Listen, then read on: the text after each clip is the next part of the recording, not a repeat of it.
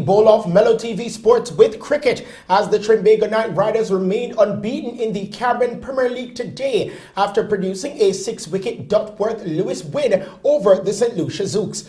Rain held up play after the Zouks were sent to bat and were 111 for 6 after 17.1 overs.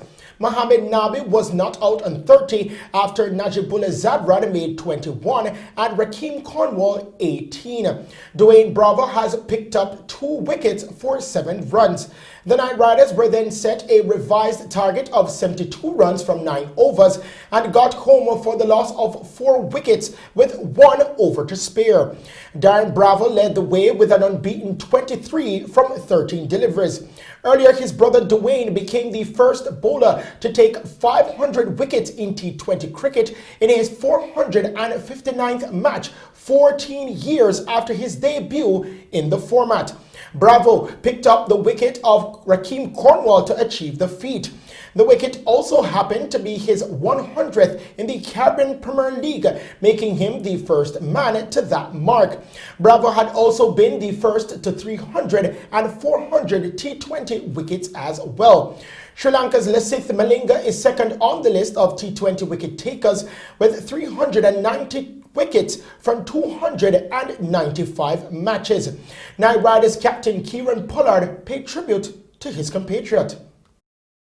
I think it's a tremendous achievement for him, as an individual. No other guy you'll want to be able to achieve, such great things. He's jovial, shares his knowledge, and he does it time and time again. We as a team looking forward for him, getting that 100 CPL wicket and 500 overall in the world. I think he has gone when no man has gone before, especially in T20 cricket in terms of wickets. And, it's good to see that we have again, another West Indian, trying to, achieve certain milestones. The Knight Riders won their 4th win on the trot to remain unbeaten and at the top of the Caribbean Premier League with 8 points. Still on cricket, the West Indies women will have their first taste of international cricket post the COVID-19 lockdown when they travel to England next month. The Caribbean ladies will face England women in a 5-match T20 series in Derby in September. The series, which will be played behind closed doors in a biosecure environment at the Incora County ground, will be the first international cricket in the women's game since the coronavirus pandemic began. England were previously due to host India and South Africa this summer, but both teams were unavailable to travel due to the pandemic. The last times both teams met was at the T20 World Cup in March.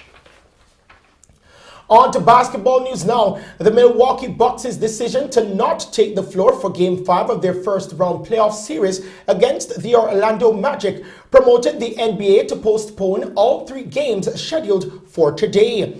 The NBA said the 3 Game 5s, Bucks Magics, Rockets Thunder, Los Angeles Lakers Portland Trail Blazers, would be rescheduled. The Milwaukee Bucks boycotted Game 5 in protest over the police shooting of Jacob Blake in Wisconsin. Blake, a black man who was shot 7 times in the back by police on Sunday, is recovering in hospital and is unconscious. He's paralyzed from the waist down, and his lawyers said it will take a miracle for him to walk again.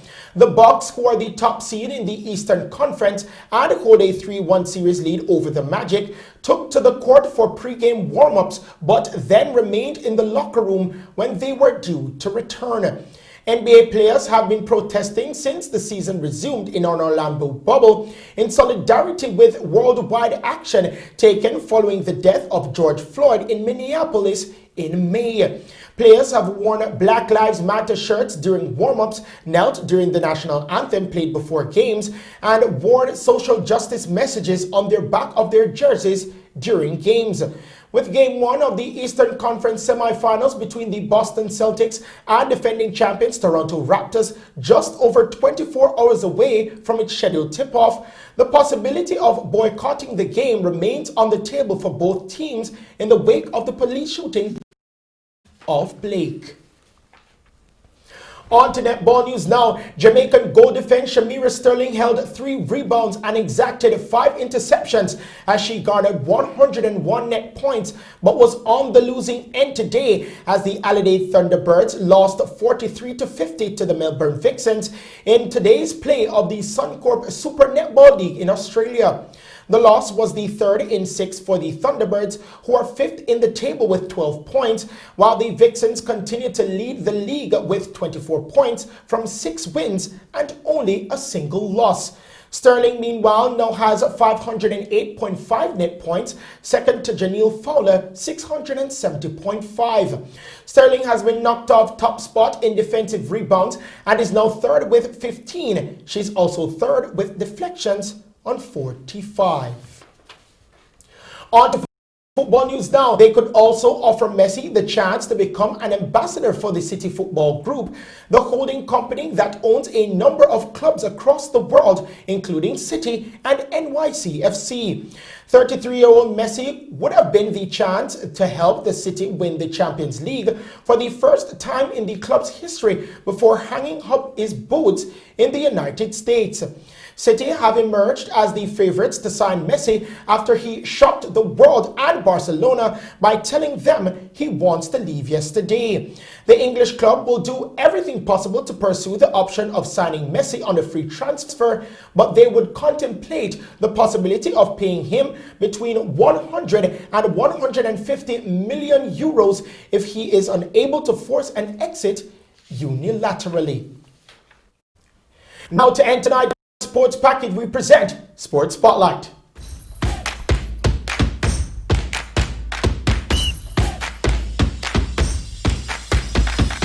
In tonight's Sports Spotlight, I wanted to talk about the cancellation of all sporting activities by the Inter-Secondary School Sports Association, ISA, for the Christmas term.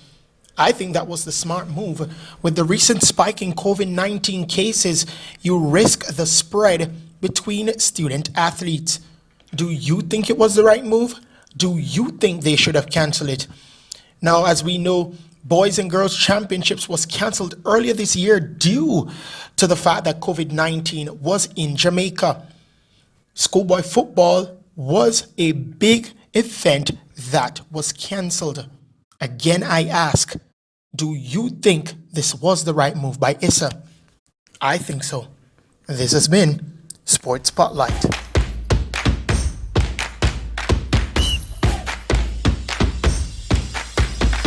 And those are the stories making sports news tonight. I'm Christopher Scott. Good evening.